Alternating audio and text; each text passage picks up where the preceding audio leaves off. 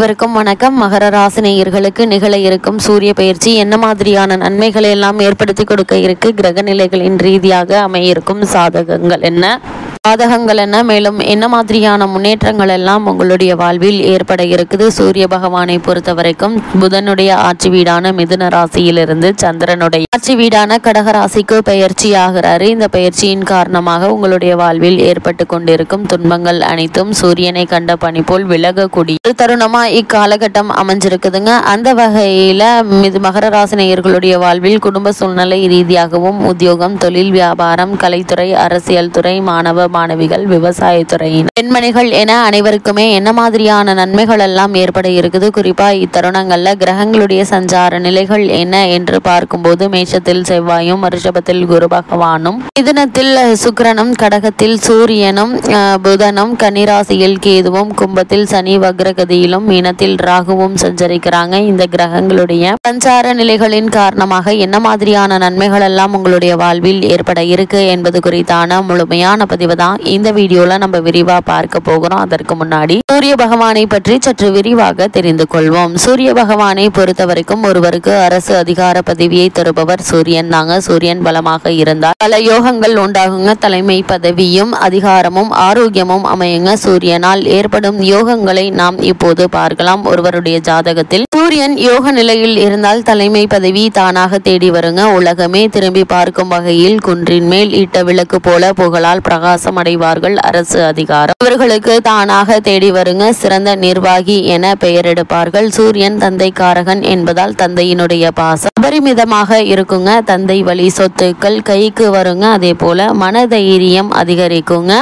அறிவும் திறமையும் அதிகரிக்குங்க. எடுத்த முடிவில் உறுதியாக இருப்பார்கள். எந்த பிரச்சனைகளையும் சமாளிக்கும் மனதைரியத்தை சூரியன் உங்களுக்கு தருவாருங்க. அது மட்டும் இல்லாம சூரிய பகவானை பொறுத்த வரைக்கும் சூரியன் ஆத்மகாரகன், உடலுக்கும் உள்ளத்திற்கும் சக்தியை தருபவர். அவரே ஜாதகத்தில் பலம் இல்லாமல் இருந்தால் உடல் உஷ்ணம் ஏற்படுங்க. சோர்வாக இருப்பார்கள். கண் பார்வை கோளாறு ஏற்படுங்க. தலைவலி, தலை சுற்று ஏற்படுவதற்கான வாய்ப்புகள் இருக்குது. சூரியனால் என்னென்ன யோகங்கள் வரும் என்று பார்க்கும்போது சூரியன் மீன ராசியில் அமர்ந்து கடகத்தில் சந்திரன் இருக்க ராஜேஸ்வர் யோகம் அமைகிறது. இந்த யோகம் பெற்றவர்கள் சிறந்த கற்பனை திறன் மிக்கவர்களாக இருப்பார்கள். இதுவும் ஒரு வகையில் ராஜ யோக அமைப்பு என்று தாங்க சொல்ல வேண்டும். இந்த யோகம் கொண்டவர்கள் அரசு வேலைகள் இவர்களுக்கு தானாக தேடி வருங்க. சமூகத்தில் உயர்ந்த அதிர்ஷ்டம் நிகழ்வார்கள். வாழ்க்கை இனிமையாக இருக்குங்க. சூரியனும் புதனும் ஒன்றுக்கொன்று நெருக்கமான கிரகங்கள். ராசியில் அடிக்கடி கூட்டணி அமைத்து சஞ்சரிக்கக்கூடிய கிரகங்கள்ல புதனும் சூரியனும் ஒன்றுங்க. இதனால் புத ஆதித்ய யோகமும் செயல்படுங்க. இந்த புத ஆதித்ய யோகமும் ஒரு வகையில் ராஜ யோக அமைப்பு என்று தாங்க சொல்ல வேண்டும். இந்த அமைப்பு பெற்றவர்கள் கல்வியில் சிறந்து விளங்குவார்கள். செல்வமும் செல்வாக்கும் இவர்களை தேடி வருங்க. அதே போல ஒருவருடைய ஜாதகத்தில் சூரியனுக்கு 12ஆம் வீட்டில் சந்திரன், ராகுவை தவிர செவ்வாய், புதன், குரு, சுக்கிரன், சனி இவர்களில் ஒருவர் இருந்தால் அது வசி யோகம் என்று சொல்லப்படுதுங்க. இந்த யோகத்தில் பிறந்தவர்கள் வசியோகத்தில் பிறந்தவர்கள் என்று சொல்வார்கள். இந்த அமைப்பில் பிறந்தவர்களை அனைவரும் விரும்பக்கூடியவர்களாக இருப்பாங்க. இவர்களுக்கு நல்ல குணமும் தர்ம சிந்தனை உடையவர்களாகவும் இருப்பார்கள். அரசாங்க உயர் பதவிகள் இவர்கள் வேலை செய்யும் இடத்தில் தலைமை பதவி பெற்று வாழக்கூடியவர்களாக இருப்பார்கள். இனிமையான வார்த்தை பேசக்கூடியவர்களாக இருப்பாங்க. ஜாதகத்தில் சூரியனுக்கு 2ஆம் வீட்டில் சந்திரன், ராகு, கேதுக்கள் தவிர மற்ற கிரகங்கள் இருப்பது வேசி யோக அமைப்பு என்று சொல்ல வேண்டுங்க. இந்த யோகம் உள்ளவர்கள் அழகானவர்கள், இனிமையான பேச்சாளர்கள், உணவுக்கு பஞ்சம் இருக்காது.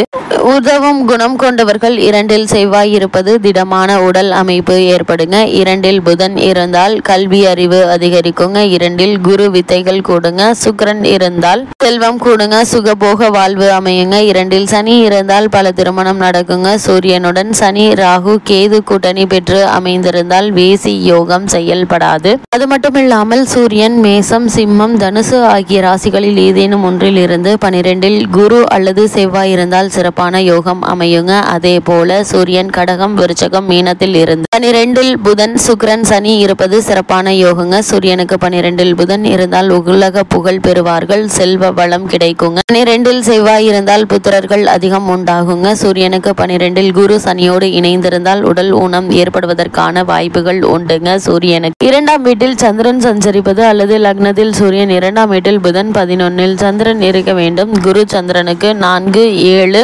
10ஆம் இடங்களில் இருப்பது பாஸ்கர யோகமாகுங்க. இந்த அமைப்பு உள்ளவர்கள் தைரியசாலிகள், உயர்ந்த அந்தஸ்து கொண்டவர்கள், சகல சாஸ்திரங்களையும் கரைத்து குடித்த மேதைகள், மேடை பேச்சாளர்கள், செய்யும் தொழிலை சிறப்பாக செய்யக்கூடியவர்களாக இருப்பாங்க. லக்னத்திற்கு 10ஆம் வீட்டில் செவ்வாய் இருக்க, சூரியன் உச்சம் பெற்று 2ஆம் வீட்டில் இருக்க, சந்திரன் குரு 9ஆம் வீட்டில் இருந்தால் இரவி யோகம் ஏற்படுங்க. ஜாதகத்தில் இந்த அமைப்பு இருப்பவர்களுக்கு 14 வயது முதல் 8 வருடம் சிறப்பான யோகத்தை தருங்க. சூரியன் லக்னத்திற்கு 10ஆம் வீட்டில் இருக்க, 10ஆம் அதிபதி 3ஆம் இடத்தில் சனியுடன் இணைந்திருந்தால் இரவி யோகம் உண்டாகுங்க. இந்த அமைப்பு கொண்ட ஜாதகத்தாருக்கு 15 வயது முதலே சிறப்பான வாழ்க்கை அமையுங்க. தாமரை போன்ற கண்கள், அழகிய உடல் அமைப்பு இருக்குங்க.